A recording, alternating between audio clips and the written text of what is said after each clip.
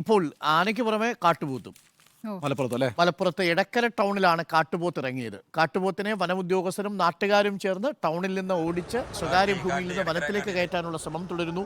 ആ ദൃശ്യങ്ങളാണ് പ്രേക്ഷകർ കാണുന്നത്. എടക്കരയിലാണ് സംഭവം. ടൗണിൽ ഇറങ്ങാണ് കാട്ടുപോത്ത്. നഗരത്തിനുള്ളിലൂടെ കാട്ടുപോത്ത് പോകുന്ന ദൃശ്യങ്ങളാണ്. നമ്മൾ സാധാരണ പണ്ട് ആസാമിലൊക്കെ പോകുമ്പോഴാണ് ഇത്തരം കാഴ്ചകളൊക്കെ കാണുന്നത്. അവിടെ കാണ്ടാമൃഗം ഇറങ്ങുമല്ലോ. അഷ്കർ ചേരുന്നുണ്ട്. അഷ്കർ, എപ്പോഴാണ് ഈ കാട്ടുപോത്ത് ഇറങ്ങിയത്? കാട്ടുപോത്ത് ഈ നാട്ടിൽ നിന്ന് കാട്ടിലേക്ക് കയറിയോ?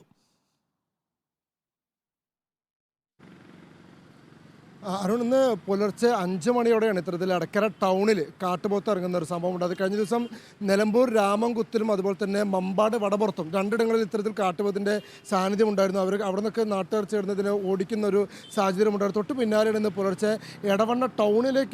എടക്കര ടൗണിലേക്ക് തന്നെ കാട്ടുപോത്ത് ഇറങ്ങുന്ന ഒരു സാഹചര്യം ഉണ്ടായിരിക്കും. എന്തായാലും വനം വകുപ്പിൻ്റെയും അതുപോലെ തന്നെ നാട്ടുകാരുടെ നേതൃത്വത്തിൽ നിന്ന് തുരത്താനുള്ള ശ്രമം പുരോഗമിച്ചുകൊണ്ടിരിക്കുകയാണ്.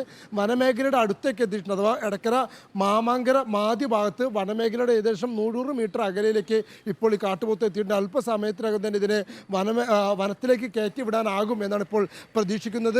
ഈ നാട്ടുകാർ വലിയ ആശങ്കയിലാണ് എന്നുള്ളതാണ് ഇതിൽ ഏറ്റവും പ്രധാനപ്പെട്ട കാര്യം. പ്രത്യേകിച്ച് മലപ്പുറം ജില്ലയുടെ നിലമ്പൂർ ഉൾപ്പെടെയുള്ള മലയോര മേഖലയിൽ വന്യമൃഗശല്യം രൂക്ഷമാണ്. കാട്ടാനയും കാട്ടുപോത്തും ഒക്കെ അതുപോലെ പുലിയും കരടയും ഒക്കെ ഇറങ്ങി നിരന്തരം ആളുകൾ ഒരു ഭീഷണി ഇല്ലെങ്കിൽ ഭയത്തിൽ ജീവിക്കേണ്ട ഒരു സാഹചര്യം ഉണ്ടാവുന്നു എന്നുള്ളതാണ് ഏറ്റവും പ്രധാനപ്പെട്ട പ്രശ്നം.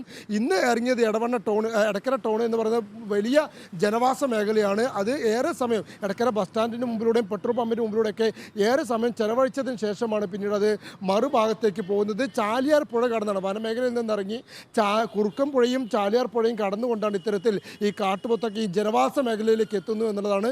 പിന്നീട് ഇതിനെ തുരുത്തി കാട്ടിലേക്ക് വനമേഖലയിലേക്ക് എത്തിക്കാൻ ഏറെ ശ്രമകരമായ ദൗത്യമാണ്. എന്തായാലും അവസാനം മാമാങ്കര മാധ്യ ഭാഗത്താണ് ഇപ്പോൾ ഈ കാട്ടുപോത്ത് നിൽക്കുന്നത്. അല്പസമയത്തിനകം തന്നെ ഇതിനെ കാട് കയറ്റാനാകുമെന്നാണ് ഇപ്പോൾ വനപാലകരും പറയുന്നത്. അരുൺ, ശരി, അഷ്കറാണ് ചേർന്നത്. ഈ കാട്ടുപോത്തൊക്കെ ഏതെങ്കിലും വല്ല തൊഴുത്തിലൊക്കെ വന്ന് നിന്നാലുള്ള അവസ്ഥ എങ്ങനെയായിരിക്കും എന്ന് ആലോചിച്ച് നോക്കൂ. പാല് ഇറക്കാൻ വരുന്ന ആൾക്ക് തിരിച്ചറിയാൻ പറ്റത്തില്ലല്ലോ പോത്തിനും കാട്ടുപോത്തിനും.